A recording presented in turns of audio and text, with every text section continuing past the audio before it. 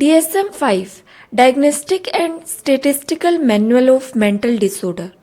DSM-5 एक handbook है जिसका यूज़ हेल्थ केयर प्रोफेशनल करते हैं मेंटल डिसऑर्डर का पता लगाने के लिए। DSM-5 में बहुत सी कैटेगरीज बनाई गई हैं जैसे personality disorder, anxiety disorder, sexual disorder etcetera. DSM-5 में लिखे गए सिम्टम्स हर डिसऑर्डर से रिलेटेड है। हर डिसऑर्डर के बारे में इस बुक में डिटेल में लिखा गया है। सभी डिसऑर्डर का क्राइटेरिया बताया गया है, सिम्टम्स बताए गए हैं, गाइडलाइंस दी गई है और मैनुअल दिया गया है। साइकाइट्रिस्ट, साइकोथेरेपिस्ट, हेल्थ प्रोफेशनल ये सभी यूज़ करते हैं DSM-5 को पेशेंट के डिसऑर्डर को समझने के लिए, डायग्नोसिस बनाने के लिए, उसके बेस पर ट्रीटमेंट किया जा सके। ताकि हिस्ट्री ऑफ DSM-5 DSM-5 का ओरिजिन अमेरिका में हुआ था वर्ल्ड वार II के बाद। 1952 में DSM-1 का फर्स्ट एडिशन पब्लिश हुआ। ये एक ऑफिशियल मैनुअल था जो मेंटल डिसऑर्डर के लिए यूज़ किया जाने लगा। DSM-2 पब्लिश हुआ 1968 में, लेकिन इसे क्रिटिसाइज किया गया इसकी वैलिडिटी और रिलायबिलिटी के बेस पर। DSM-2 का ज़्यादा यूज़ नहीं किया गया इसी वजह से। फिर जो है DSM-3 पब्लिश हुआ 1980 में। काफ़ी पेपर्स की स्टडी के बाद DSM-3 में क्राइटेरिया बनाए गए डिप्रेशन, एंजाइटी, पर्सनैलिटी डिसऑर्डर और बहुत से डिसऑर्डर के क्राइटेरिया जो है वो डिसाइड किए गए। डॉक्टर रॉबर्ट स्पिट्जर का इन्फ्लुएंस ज़्यादा देखने को मिलता है DSM-3 पर। DSM-4 TR text revision publish हुआ 1994 में, जिसमें डिसऑर्डर को 5 कैटेगरीज में डिवाइड किया। इन कैटेगरीज को एक्सिस के नाम से बोला कहते हैं। एक्सिस फर्स्ट में mental health and substance use disorder आते हैं। एक्सिस सेकंड में personality disorder and mental retardation आते हैं। एक्सिस थर्ड में general medical condition. Axis fourth में psycho social and environmental problems. Axis fifth में ग्लोबल असेसमेंट ऑफ फंक्शनिंग आता है।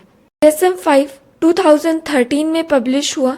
इसमें सबसे पहले नंबर 5 का यूज़ किया गया, रोमन नंबर का यूज़ नहीं किया गया।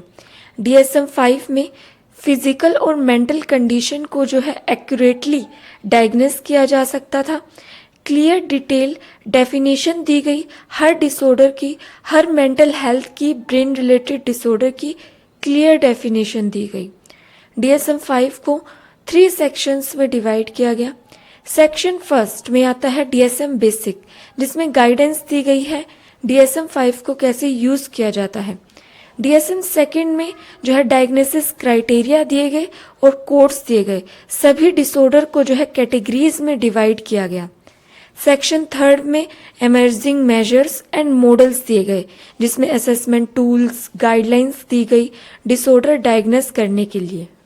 DSM-5 के सेक्शन सेकंड में सभी डिसऑर्डर की लिस्ट दी गई है। उन डिसऑर्डर को फर्दर डिवाइड किया गया है सब कैटेगरीज में। तो सबसे पहला डिसऑर्डर जो है DSM-5 में लिखा गया है न्यूरो डेवलपमेंटल डिसऑर्डर।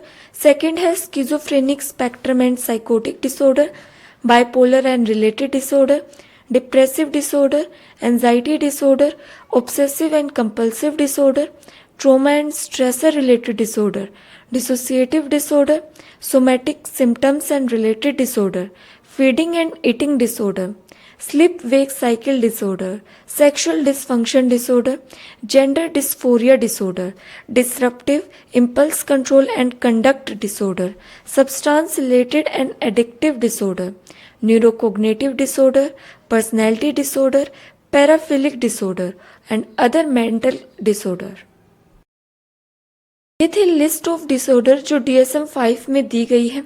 आने वाली वीडियो में इन सभी डिसऑर्डर को जो है डिटेल में स्टडी करेंगे कि पर्सनैलिटी डिसऑर्डर में कौन से टाइप्स आते हैं, एंजाइटी डिसऑर्डर में कौन कौन से टाइप्स आते हैं, न्यूरो डेवलपमेंटल डिसऑर्डर में कौन कौन से टाइप्स आते हैं, ICD क्या है, DSM-5 और ICD में क्या डिफरेंस है। Must watch this video.